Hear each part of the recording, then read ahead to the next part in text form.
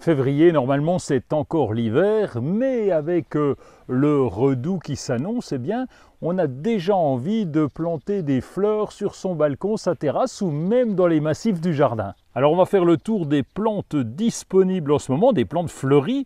On va commencer par le Lewisia, qui est une plante de la même famille que le pourpier.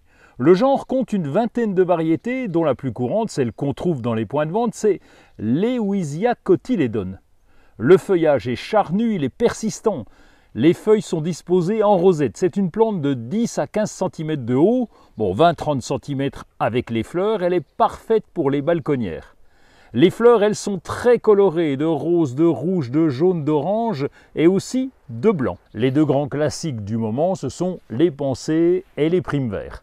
Vous connaissez sans doute la pensée, elle peut être plantée dès l'automne et en fin d'hiver en ce moment.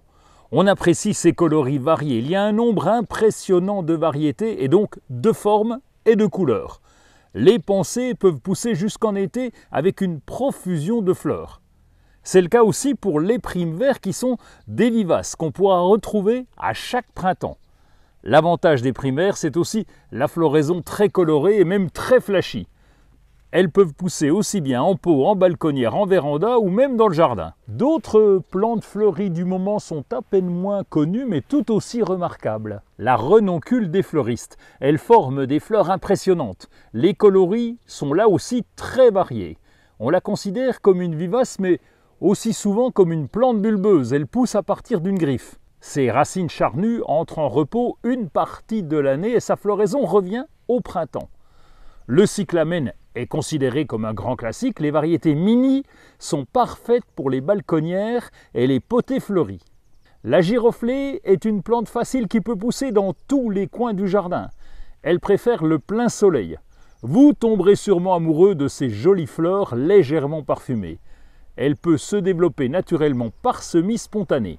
Si vous êtes plutôt amateur d'arbustes ou de plantes un peu plus grandes, vous pouvez vous offrir un mimosa. Le mimosa est une plante méditerranéenne qui va égayer la fin de l'hiver avec ses jolies fleurs jaunes.